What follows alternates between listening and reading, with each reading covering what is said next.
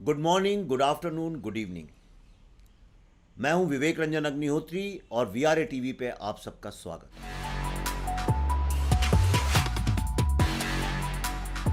1863 में अमेरिका के पेंसिल्वेनिया में अब्राहम लिंकन ने एक बड़ी फेमस स्पीच दी थी, जिसमें उनने डेमोक्रेसी को, जिसको भारत में प्रजातंत्र, लोकतंत्र के नाम से जाना जाता है, उसको डिफाइन करते हुए उन्होंने कहा था, democracy is a system by the people, for the people, of the people.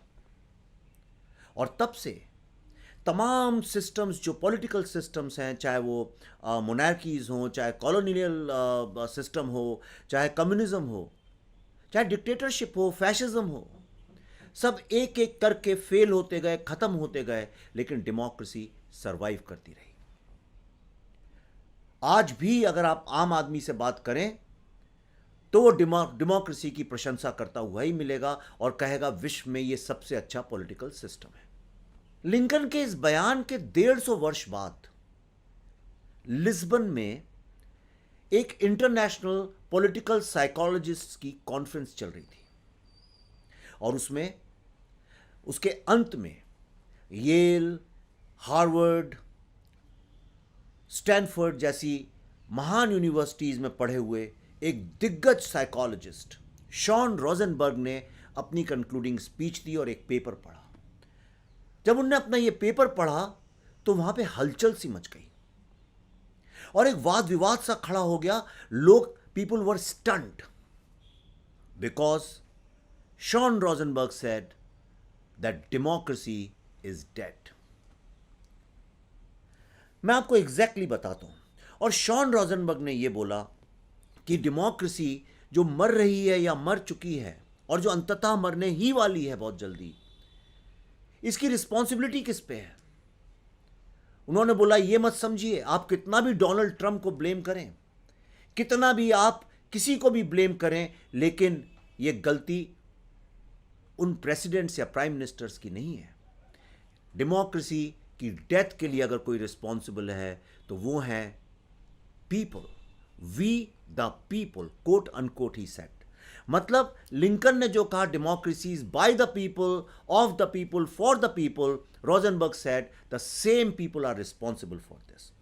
और उन्होंने ये बताते हुए इसके लिए that taking democracies place there will be a new populist kind of governments leading to something called mass democracy.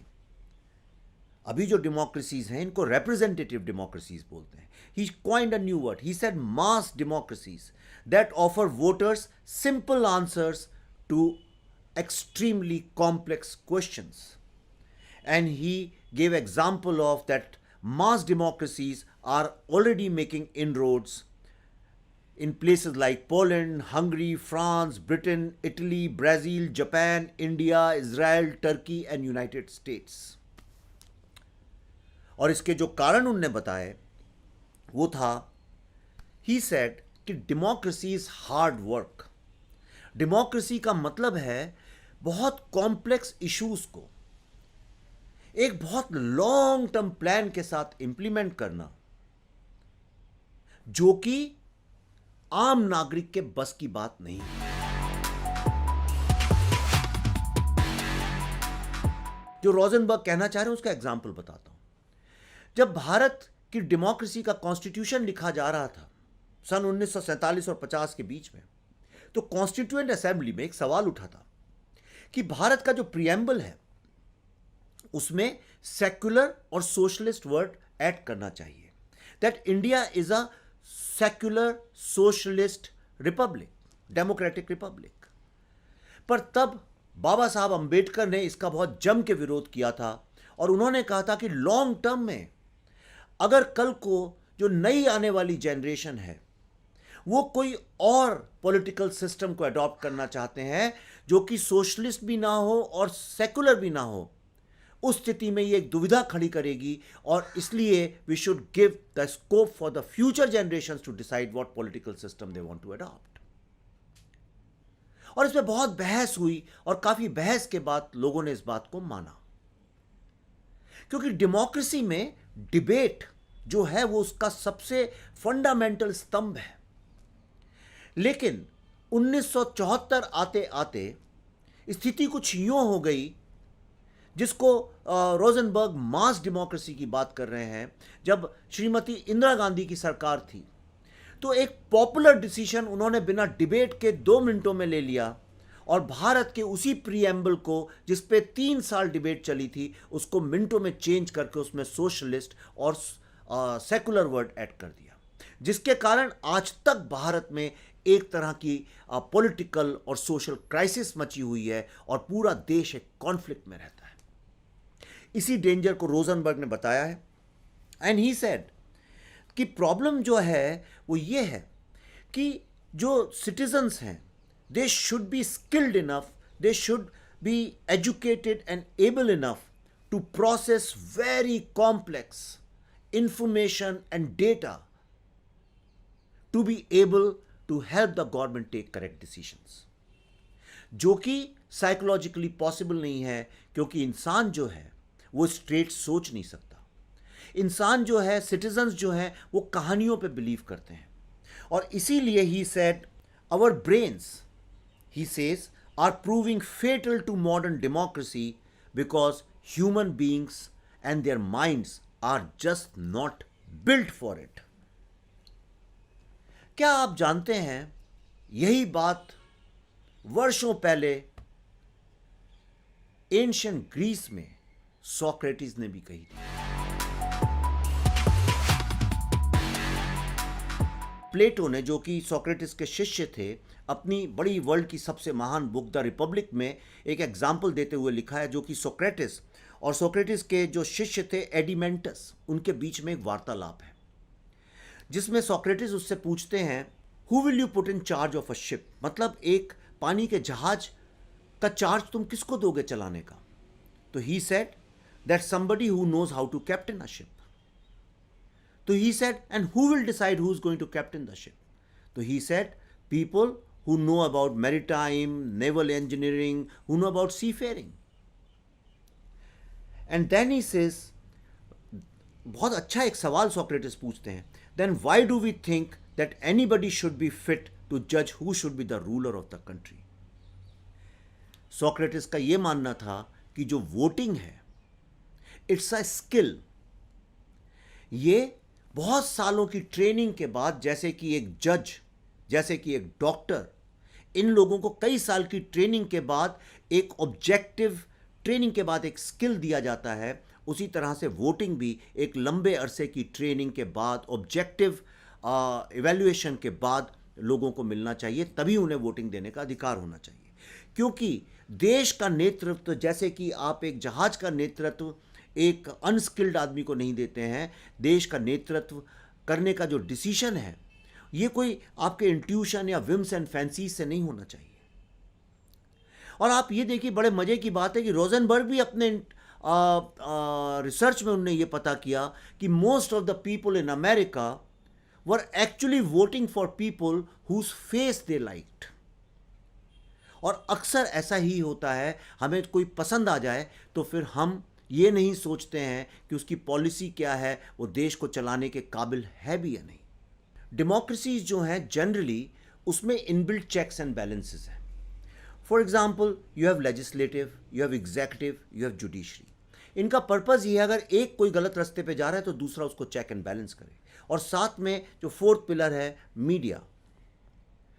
और इनका purpose ये है कि डेमोक्रेसी में कोई भी पॉलिसी बनाने के पहले उसमें बहुत डिबेट होनी चाहिए और काफ़ी वक्त गुजरना चाहिए, ताकि जो उसका बेस्ट वर्जन है, जो कि एक लंबे वक्त तक सिर्फ एक लार्जर गुड के काम आए, इस तरह से इसकी रचना की हुई है। लेकिन जब कोई फियर इंस्टिल करता है, जैसे टेररिज्म का कोई एक्ट हो, और उसके लिए इट बिकम सो ईजी कि कोई सी भी पॉलिसी तुरंत बना के एग्जीक्यूटिव ऑर्डर से पास कर दी जाए, क्योंकि लोग इम्पेशेंट हो जाते हैं।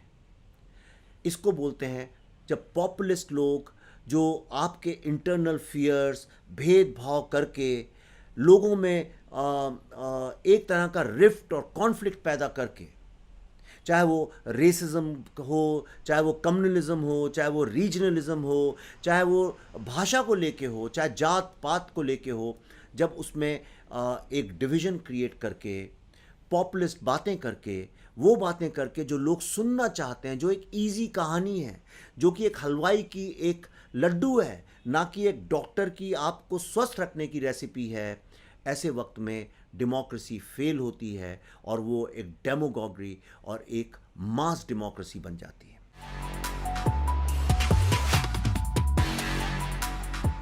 दोस्तों, ग्रीक लोगों का जो सबसे बड़ा फियर था, जिसको प्लेटो ने काफ़ी डिटेल में लिखा है, उनका फियर ये था कि डेमोक्रेसी जो है, चूंकि उस वक्त ग्रीस में काफ़ी यंग लोग थे, अब भारत जैसी ही स्थिति की अधिकतर यंग लोग थे, और उस वक्त जो थे वो अक्सर शराब बहुत पीते थे और हर तरह के व्यस्त में फंसे रहते थे। उनका ये फियर था, अगर ये अधिकार दे दिया जाएगा सबको, तो यंग लोग जो है वो रूल करने लगेंगे। तो his fear was that democracy will not work because it would mean rule by poor, क्योंकि अक्सर आप देखिए most of the democracies are lot of poor people जो एजुकेटेड नहीं हैं, जिनका कोई वर्ल्ड व्यू नहीं है, जो ऑब्वियसली लॉ के बारे में, सोशल साइंस के बारे में, पॉलिटिकल साइंस के बारे में, जुडिशरी के बारे में, साइंस, इन सब चीज़ों के, फॉरेन रिलेशंस के बारे में, डिफेंस के बारे में कुछ जानते नहीं हैं। तो इसलिए वो जज भी नहीं कर सकते हैं कौन सी पॉलिसी अच्छी है और कौन सी बुराई। तो it will become a rule bye poor. Number two, he feared that it will become a rule by ignorant people, जिनको किसी चीज़ की कोई नॉलेज नहीं है, क्योंकि ऐसे लोगों की तादाद अक्सर एक राष्ट्र में ज़्यादा होती है। And it will become a rule by young, और यंग लोगों से उनको डर ये था because they are fickle minded and they were into drugs and alcohol and they didn't know where, they had no world view. तो इन तीन चीज़ों का डर था। लेकिन आप आयरनी ये देखिए कि आज इवन भारत जैसे देश में, जहाँ पे कि वर्ल्ड की सबसे ज़्यादा यंग पॉपुलेशन है, भारत की जो पार्लियामेंट है, मैं यूके और यूएस में देखिए, अगर आप, तो जो यूके है वहाँ की पार्लियामेंट की मीडियन एज है 50, मतलब जो पार्लियामेंट के जो रिप्रेजेंटेटिव्स हैं उनकी एज है 50। अमेरिका में ये एज है 60, और भारत में ये एज है ऑलमोस्ट 55 ईयर्स, 54 और 55 ईयर्स। और सिर्फ 12% जो एमपीज़ हैं अभी करंट पार्लियामेंट में, उनकी उम्र 40 है। दूसरी बात, ये जो रिप्रेजेंटेटिव्स हैं, they are always educated, rich and old. मतलब आपकी जो मैक्सिमम पॉपुलेशन है वो यंग लोगों की, लेकिन जो रूल कर रहे हैं वो है ओल्ड।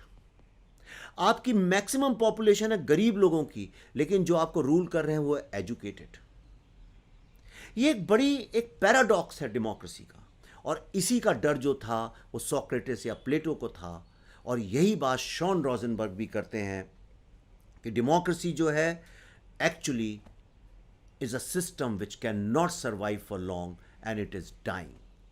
तो मैं अब आपको ये बताऊंगा कि क्या वो रीजंस हैं जिसके कारण डेमोक्रेसी इज स्लोली डाइंग। धीरे धीरे ग्रीस में डेमोक्रेसी समाप्त हो गई और सारे विश्व में डेमोक्रेसी से लोगों का विश्वास उठ गया। लेकिन डेमोक्रेसी की असली विक्ट्री चालू हुई 2000 वर्ष बाद फर्स्ट वर्ल्ड वॉर के साथ। फर्स्ट वर्ल्ड वॉर के बाद सारे यूरोप में डेमोक्रेसी फैलने लगी। इसको कहते हैं फर्स्ट वेव ऑफ डेमोक्रेसी। आप देख सकते हैं यहाँ ग्राफ में। और इसके बाद जो दूसरी वेव आई वो जब डीकोलोनाइजेशन चालू हुआ, जो देखा जाए तो सेकेंड वर्ल्ड वॉर के बाद चालू हुआ, जिसमें Britain, France, Dutch, Spain, America, ऐसी कंट्रीज़ जो दूसरे देशों को गुलाम बन के उन पर राज करती थी, कॉलोनाइज करके धीरे धीरे छोड़ के जाने लगी, और वो कंट्रीज़ डेमोक्रेसी में चेंज होने लगी, जिनमें भारत भी एक है।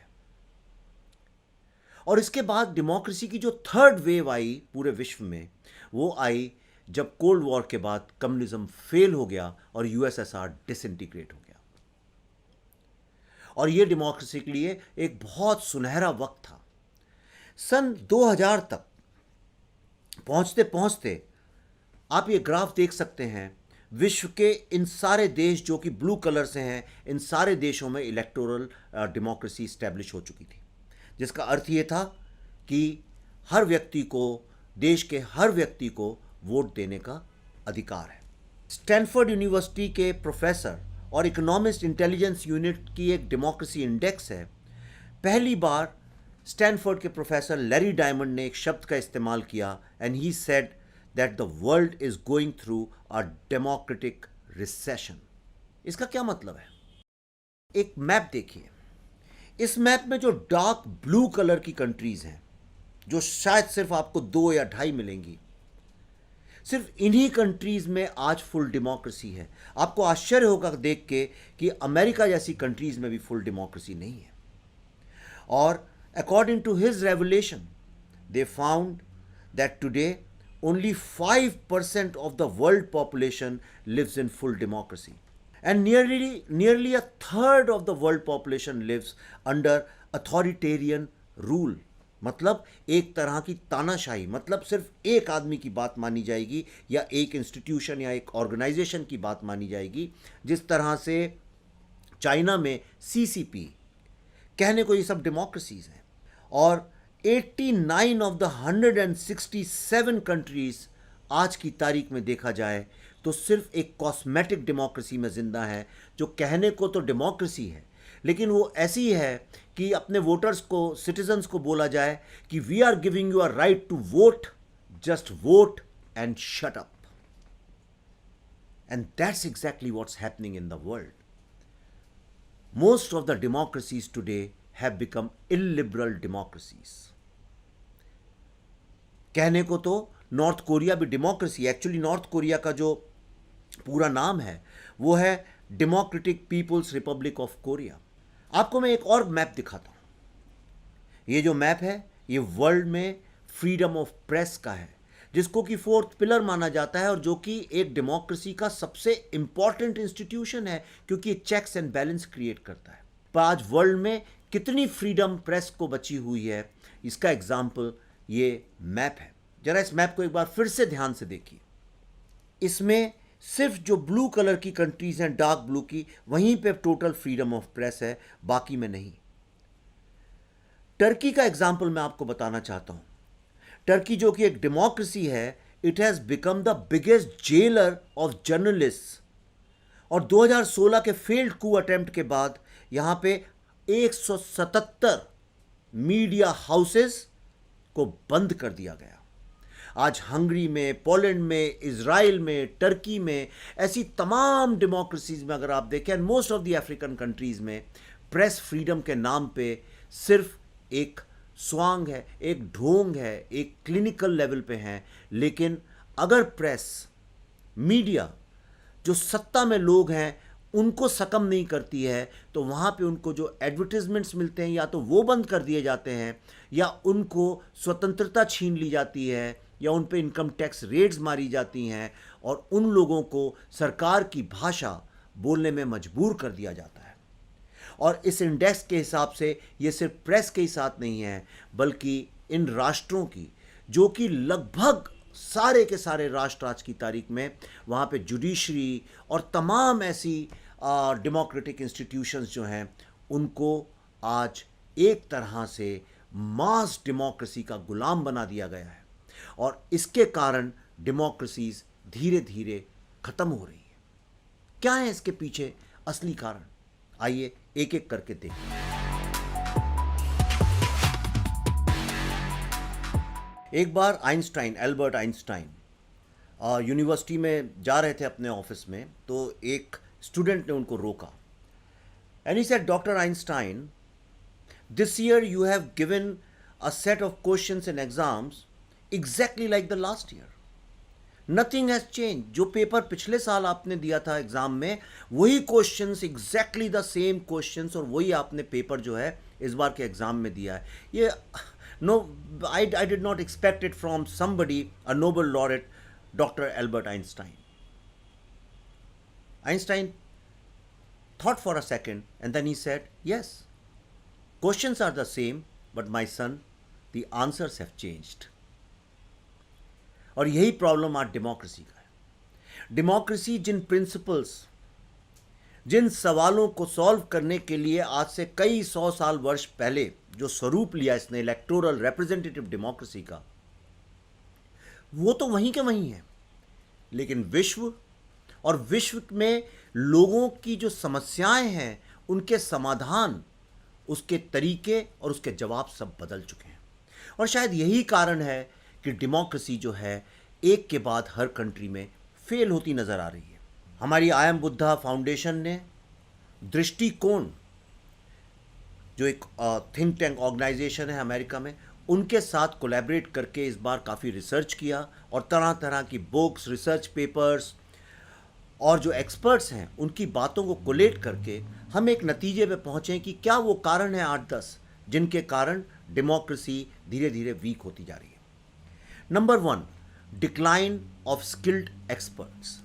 जब डेमोक्रेसी की वेव आई थी तो जो लोग जो डेमोक्रेसी चलाते थे वो सारे एक्सपर्ट्स थे अपने अपने सब्जेक्ट से। मतलब economy was handled by economic experts, कि आज जो इकोनॉमिक्स का हम एक डिसीजन लेंगे इसका 60 साल बाद, 100 साल बाद आने वाली जनरेशन्स पे क्या असर पड़ेगा, क्या ग्लोबल ट्रेंड्स होंगे, foreign relations, defence, education, health. लेकिन धीरे धीरे बिकॉज ऑफ मास डेमोक्रेसी ये एक्सपर्ट्स प्रेशर के कारण, लोगों के फेवरेटिज्म के कारण, करप्शन के कारण धीरे धीरे एक्सपर्ट्स बाहर जाते रहे और वो लोग जो सत्ताधारियों के करीब थे वो लोगों को उन पर बैठाल दिया गया। और कारण ये हुआ कि जो पॉलिसीज़ थी वो गलत थी और इसी कारण देशों का विकास, राष्ट्रों की इकोनॉमी का विकास, वहाँ के एजुकेशन का विकास, हेल्थ का विकास, ये सब धीरे धीरे रुकता गया। और आज आप देखिए इस पैंडेमिक की सिचुएशन में जब सारी दुनिया कोरोना क्राइसिस में ग्रस्त है, सबसे वीक अगर कोई इंस्टीट्यूशन है तो वो है हेल्थ। दूसरा कारण है that unskilled people influence policy means mass democracy. जो मॉब साइकोलॉजी होती है वो अक्सर किसी एक बात को पकड़ के भेड़ चाल की तरफ भागती है। इसका नतीजा ये होता है कि जो राष्ट्र का जो मीडिया होता है वो भी उन्हीं की बात कहने लगता है और जब वो उनकी बात कहने लगता है तो धीरे धीरे इतनी नॉइज़ क्रिएट हो जाती है कि कई बार लगने लगता है शायद यही सत्य है। और इसलिए जो पॉलिटिशियंस हैं इस दबाव में आ जाते हैं कि मीडिया को, लोगों को सेटिस्फाई करने के लिए, ताकि रोज़ रोज़ रोज़ मीडिया में उनका क्रिटिसिज्म ना हो, और इसलिए जो पॉलिसी डिसीजंस हैं वो गलत लेने लगते हैं। अब ये बात कई सालों बाद ही तय हो पाएगी कि जो पूरा लॉकडाउन है ये सही डिसीजन है कि नहीं। कहीं ऐसा तो नहीं कि मीडिया ने दिन रात इसके बारे में बात करते करते करते लोगों के दिमाग में इतना फियर क्रिएट कर दिया जिसके दबाव में गवर्नमेंट्स भी आ गई और पिछले 4 महीने से देखिए पूरी दुनिया एक तरह से लॉकडाउन है। थर्ड जो रीज़न है वो है harsh demands versus just one demand. ये मैं आपको समझाता हूँ। अगर जब डेमोक्रेसी के प्रिंसिपल्स बिल्कुल गलत नहीं है, डेमोक्रेसी के प्रिंसिपल्स बहुत ही यूनिक और बहुत अच्छे हैं। अगर डेमोक्रेसी के प्रिंसिपल्स को माना जाए तो ये उम्मीद करता है आम जो सिटीजन्स हैं उनसे बहुत हार्श डिमांड्स, मतलब उनसे एक टफनेस उम्मीद करता है, जैसे patience, long debate, participation, understanding of complex subjects, education.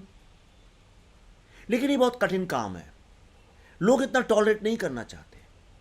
ये डिमांड करता है कि आप जो डाइवर्सिटी है, जो अलग अलग तबके के, रिलीजन के, फेथ के लोग रहते हैं, उन सबको रिस्पेक्ट करें। आप एक सिटीज़न होने का दायित्व पूरा करें, मतलब आप टैक्स सही टाइम पे दें। अगर किसी चीज़ को करने में आपसे कुछ डिले हो गया और उसमें आपको 6 महीने लगने वाले हैं, आप उसको पूरा करें। जहाँ पेनल्टी है वो दें। छोटी छोटी चीज़ें, आप क्यू में खड़े हों, आप ज़ोर ज़ोर से पब्लिक में ना बोलें, आपके कारण किसी को प्रॉब्लम ना हो, ये सब चीज़ें। लेकिन इंसान का नेचर ऐसा नहीं है। इंसान को क्विक फिक्स चाहिए, इंसान क्यू तोड़ के आगे बढ़ना चाहता है। और इसलिए डेमोक्रेसीज़ में धीरे धीरे जो लीडर्स हैं उन लोगों ने एक बड़ा अच्छा तरीका अख्तियार किया, और वो तरीका है just demand only one thing from the people which is loyalty. और इसलिए लॉयल्टी के नाम पे, क्योंकि उसमें कुछ करना नहीं पड़ता है, सिटीजन से वो लॉयल्टी मांगते हैं और बदले में कहते हैं आपको कुछ नहीं करना है। और इसीलिए most of the democracies are today suffering from corruption, suffering from lethargy, suffering from no growth, no intellectual, emotional और सोशल मॉरलिस्टिक ग्रोथ। क्योंकि लॉयल्टी जो है सबसे ईजी चीज़ है। चेंज ऑफ टेक्नोलॉजी, इस दुनिया में सोशल मीडिया और इंटरनेट इतनी फास्ट स्पीड से बढ़ा कि डेमोक्रेसी और कोई भी दुनिया का political system could cope with it. Social media आज डेमोक्रेसी का इतना इम्पॉर्टेंट अंग बन गया है कि हर कोई जो है वो सोशल मीडिया के लिए परफॉर्म कर रहा है, और इस कारण का मैंने नाम रखा है people who don't know believe they know because of social media and force those who know in believing they don't know. इसका मैं आपको एक उदाहरण बताता हूँ, एक छोटी सी कहानी बताता हूँ। एक आदमी ने मछली की दुकान खोली और उसने सामने एक बड़ा बोर्ड लगाया, फ्रेश फिश सोल्ड हियर। अगले दिन वहाँ से एक आदमी निकला, उसने कहा ये क्या बेवकूफ़ी का बोर्ड लगाया है, fresh fish sold here, fish तो फ्रेश ही बिकती है, तो ये फ्रेश वर्ड क्यों लगा रखा है। इट मेड सेंस, और उसने फ्रेश वर्ड हटा दिया और सिर्फ लिख दिया फिश सोल्ड हियर। कुछ देर बाद एक दूसरा आदमी आया, उसने कहा ऑफ कोर्स फिश यहीं तो बिकती है, तो ये हियर क्या लगा रखा है, फिश सोल्ड इतना काफ़ी है। और ये बात सही थी, उसने हियर हटा दिया क्योंकि दुकान में तो बिक रही थी। अगले दिन एक अगला आदमी आया, उसने कहा फिश सोल्ड का क्या मतलब है, फिश बिकती ही तो है, फिश कोई तुम बांट तो रहे नहीं हो, तो सोल्ड क्यों लिख रखा है। तो उसने सोल्ड भी हटा दिया, अब सिर्फ वहाँ फिश लिखा हुआ था। अगले दिन एक अगला आदमी आया और उसने बोला यार मजाक बना रखा है, फिश की खुशबू तो बहुत दूर दूर तक आती है, इसकी बदबू, और पूरे बाजार में एक ही दुकान है मछली की, कोई भी सूंघ के आ सकता है, ये फिश लिखने का क्या मतलब है। तो उसने फिश शब्द भी हटा दिया। और उसके अगले दिन फिर एक आदमी आया, उसने कहा ये कैसी दुकान है, मछली बेचते और यहाँ लिखा भी नहीं है कि फ्रेश फिश सोल्ड हियर। कहने का मतलब ये है कि आज डेमोक्रेसी जो है it has become an opinion market. हर आदमी 2 मिनट रिसर्च करके ये डिसाइड कर लेता है क्या सही है क्या गलत है, और वो गवर्नमेंट की किसी भी पॉलिसी में लीडर्स कोई भी डिसीजन लेते हैं उसके ऊपर, इसके पहले डिसीजन लें, इतनी चर्चाएं होने लगती हैं उसके ऊपर कि everything has become how to manipulate opinions. Media भी यही कर रहा है, जुडिशरी भी यही करती है, लेजिस्लेचर भी यही करता है, एग्जीक्यूटिव भी यही करती है, जो इंटेलेक्चुअल्स हैं वो भी यही कर रहे हैं। हर आदमी जो है इस अटेंशन इकोनॉमी में ओपिनियंस अपनी साइड रखना चाहते हैं, और यही कारण है कि आज हर आदमी, चाहे वो आईएएस ऑफिसर हो, चाहे आईपीएस ऑफिसर हो, पुलिस हो, म्यूनिसिपैलिटी हो, कोई भी हो, they want to look good in people's eyes, they want to have good opinions about themselves। और जहाँ ज़्यादा ओपिनियंस होती हैं, जो लोग ज़्यादा ट्रेंड करते हैं, उनके फेवर में वो डिसीशंस लेते हैं। और we are stuck in a fresh fish sold here syndrome, या जैसा दुष्यंत कुमार ने कहा था कि प्रेसिडेंट और प्राइम मिनिस्टर से लेकर आज म्यूनिसिपैलिटी कॉरपोरेशन का एक कॉरपोरेटर भी सिर्फ सोशल मीडिया के लिए परफॉर्म कर रहा है, पॉलिसीज़ बन नहीं रही हैं, इसीलिए सारी दुनिया जो है it is stuck in no growth.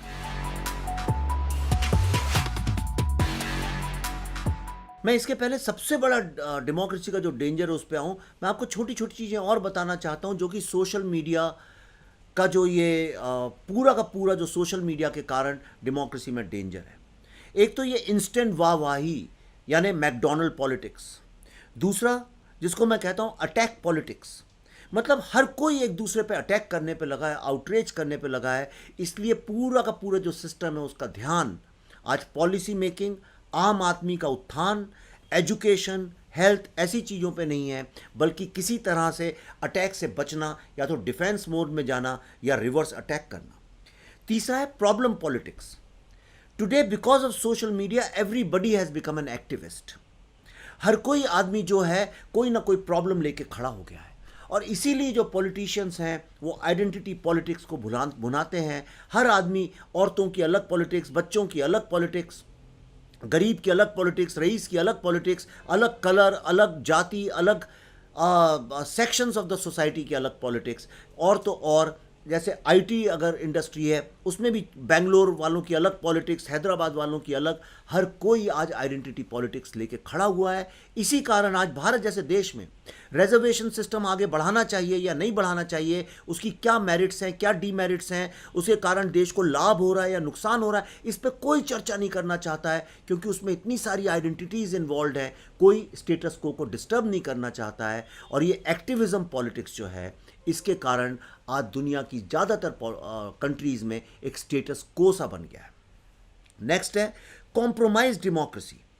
इसका मतलब यह है कि हर कोई जो है कॉम्प्रोमाइज़ करने पे तैयार हो जाता है। आज आप ज़्यादा प्रेशर डाल दीजिए, कॉम्प्रोमाइज़ हो जाएगा। जैसे अभी बॉम्बे में कुछ दिनों में लॉकडाउन हटने वाला है, लेकिन अगर कोई ग्रुप सोशल मीडिया में बहुत आउटरीच करे, फिर उसको मीडिया भी पकड़ लेगा और एक तरह का नेक्सस बन जाएगा, और उसके अगेंस्ट अगर वो लोग आउटरीच करेंगे तो आप लिख के ले लीजिए कि वो लोग लॉकडाउन को हटाएंगे नहीं। नेक्स्ट है एंगर पॉलिटिक्स।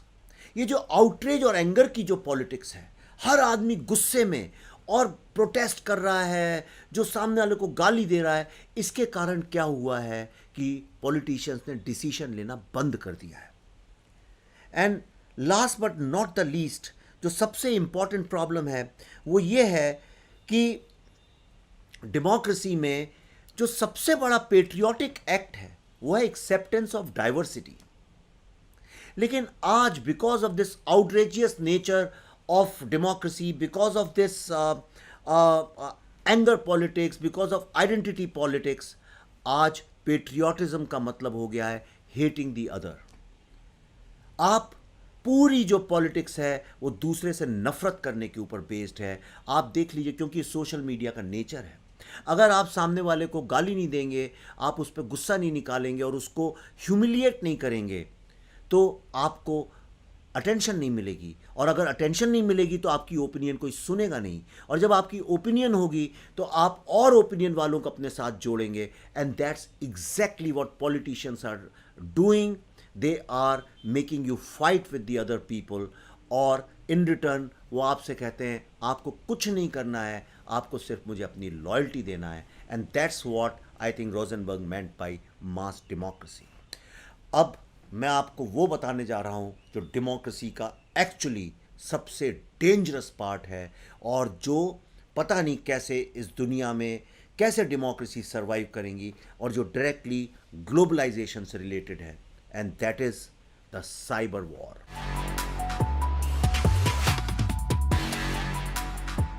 दोस्तों, ग्लोबलाइजेशन के साथ वर्ल्ड की सारी कंट्रीज को एक बात समझ में आई कि ग्लोबलाइजेशन जिस तरह से आप मार्केट, एक कंट्री का जो पूरा मार्केट है उसमें अपने प्रोडक्ट्स बेच सकते हैं, लेकिन कई सारे प्रोडक्ट्स बेचना इतना मुश्किल है क्योंकि जो उस कंट्री का कल्चर है वो अलाउ नहीं करता। इसलिए एक नई स्ट्रेटजी अपनाई गई, और वो था वहाँ के कल्चर को धीरे धीरे चेंज करना। इस तरह से शुरू हुआ एक कल्चरल वॉर का नया दौर। और ये जो कल्चरल वॉर था, ये प्राइमरीली शुरू किया गया इंफॉर्मेशन से। इसको इन्फो वॉर भी बोलते हैं। वो ये था, एक कंट्री दूसरे कंट्री के कल्चर को इन्फ्लुएंस कर सकती है। और ये कोल्ड वॉर से ये चालू हुआ। मैंने अपनी फिल्म द ताशकंद फाइल्स में भी दिखाया है कि किस तरह से रशिया के केजीबी ने यूके में, इटली में, स्पेन में और ख़ास तौर पे इंडिया में सारे के सारे एकेडमिया, मतलब प्रोफेसर्स, मीडिया को अपने इन्फ्लुएंस में लेके उनको ब्राइब करके एक सोशलिज्म और कम्युनिज्म के फेवर में लेफ्टिस्ट आइडियोलॉजी के बारे में एक प्रोपेगेंडा क्रिएट किया। और सिर्फ इतना ही नहीं, उन्होंने भारत की प्राइम मिनिस्टर से लेके कई सारे कैबिनेट मिनिस्टर्स को भी अपने पेरोल में रख के, कांग्रेस पार्टी को अपने पेरोल में रख के इस देश की पॉलिसीज़ को इन्फ्लुएंस किया, और हमारे कॉन्स्टिट्यूशन में सोशलिस्ट जैसे वर्ड्स को इंक्लूड भी करवाया गया। लेकिन आज मॉडर्न टेक्नोलॉजी के साथ इसने एक बहुत ही विलेनस रूप ले लिया है, और आज ये सिर्फ इन्फ्लुएंस तक नहीं रुका है, बल्कि कंट्रीज को डिस्ट्रॉय करना, कंट्रीज को वीक करना, वहाँ पे इकोनॉमिक डिस्टेबलाइजेशन करना, एनार्की क्रिएट करना, और तो और वहाँ के डेमोक्रेटिक इलेक्शंस को भी इन्फ्लुएंस करना। आपने कैम्ब्रिज एनालिटिका का नाम तो सुना ही होगा, जो कि अमेरिका के इलेक्शंस के बाद निकल के आया। आपने भारत में भी देखा होगा कि जब भारत का पाकिस्तान और चाइना के साथ कभी इशू होता है, भारत में ही तमाम लोग जो कि मीडिया में हैं, इंटेलेक्चुअल्स हैं, पॉलिसी में हैं और देश के एलीट वर्ग में आते हैं, वही भारत के अगेंस्ट खड़े हो जाते हैं। और तो और भारत की one of the most the largest opposition party, वो भी कई बार ऐसी बातें करते हैं, ऐसा लगता है कहीं ये देश के दुश्मन तो नहीं। और ये विश्व की हर कंट्री में हो रहा है। अभी रिसेंटली आपने चाइना में भी देखा, सॉरी अमेरिका में भी देखा होगा, जब ब्लैक लाइव्स मैटर का सारा इशू खड़ा हुआ, उसको within no time America की जो दुश्मन आइडियोलॉजीज हैं, खास तौर पे कम्युनिस्ट आइडियोलॉजी, उसने टेक ओवर कर लिया और धीरे धीरे वो राइटिंग, लूटिंग, एनार्की में कन्वर्ट हो गया। और आज उसको अमेरिका के दुश्मन जो इस्लामिक टेररिज्म है और जो लेफ्टिस्ट टेररिज्म है, उसने टेक ओवर कर लिया है। ये सब कैसे होता है? क्या कारण है कि एक देश के लोग बहक जाते हैं, उनको समझ में ही नहीं आता है कि वो देश उनके चपेट में आ गया है। मैं आपको एक एग्जांपल बताता हूं। अमेरिका में एक बहुत बड़ा चेन ऑफ स्टोर्स है जिसका नाम है टारगेट, जहां पे घर की हर एक चीज़ मिलती है। और ये ऑथेंटिक बात मैं आपको बता रहा हूं कोट अनकोट के साथ, ताकि इसको कोई गलत ना समझे। एक मिडिल एज आदमी टारगेट के एक मिनेसोटा के एक लोकल टारगेट में पहुंचा बहुत गुस्से में, और वहां के मैनेजर को बुला के उसने उससे बोला कि my daughter is still in high school and you are sending her coupons for baby clothes and cribs. Are you trying to encourage her to get pregnant? और ये उसने तब बोला जब वो तंग आ गया था। उसकी बेटी के पास दिन रात प्रेगनेंसी से रिलेटेड, बच्चों से रिलेटेड और क्रिब्स और बच्चों के कपड़े और उनके निपल्स और इन सब चीज़ों के एड्स दिन रात आने लगे थे। मैनेजर को समझ में नहीं आया कि ऐसा कैसे हो रहा है, और उसने कहा हो सकता है गलती से हमारे मेलर्स चले गए हों, और उसके लिए उसने उससे काफ़ी माफ़ी मांगी। और सिर्फ इतना ही नहीं, एक हफ्ते बाद और 2 हफ्ते बाद उसने उसको फ़ोन किया घर पे मैनेजर ने, और हाथ जोड़ के माफ़ी मांगी और काफ़ी मिन्नतें की। उसने कहा I am really really sorry, हो सकता है हमारा डेटा गलत हो गया हो, but we don't want to lose a customer, so please accept my apologies. आप जानते हैं लड़की के बाप ने क्या बोला? He said I had a talk with my daughter, it turns out there has been some activities in my house I haven't been completely aware of. My daughter is due in August. In fact, I owe you an apology. इसका मतलब ये है कि उस लड़की के पिता को ये पता ही नहीं था कि उसकी जो 12वीं में पढ़ने वाली बेटी है वो प्रेग्नेंट हो गई थी, लेकिन ये बात उनके पास जो टारगेट स्टोर था उनको ये बात पता थी। This is the danger looming on democracy today. दोस्तों, मैं आपको एक और चीज़ बताना चाहता हूं कि पिछले जुलाई में इमाम मोहम्मद तौहीदी ने एक ट्विटर पे एक पोस्ट दी थी which tried to expose Ilhan Omar and her links with Qatar. The expose was shocking and despite this revelation the powers that have been successful in taking it out of the social media landscape completely. वो ये है कि जब भी कोई social media में democracy के दुश्मनों के बारे में अगर कुछ लिखना चाहता है, तो आप देखिए एक विधिवत तरीके से उसको ट्विटर हो, चाहे फेसबुक हो, चाहे इंस्टाग्राम हो, चाहे यूट्यूब हो, अब तो उसे डिलीट करवा दिया जाता है, उसे हटवा दिया जाता है। इसका मतलब कि ये जो बिग लॉबीज हैं, चाहे वो कम्युनिस्ट लॉबी हो, चाहे लेफ्टिस्ट लॉबी हो, चाहे फार राइटिस्ट लॉबी हो, चाहे वो इस्लामिक टेररिस्ट लॉबी हो, चाहे वो ड्रग कार्टेल लॉबी हो, चाहे वो काउंटरफीट लॉबी हो, ये लॉबीज अपना जो पूरा का पूरा वर्चस्व है वो भी कॉरपोरेट कंपनीज पे रखती हैं, और ये एक बहुत खतरनाक बात है।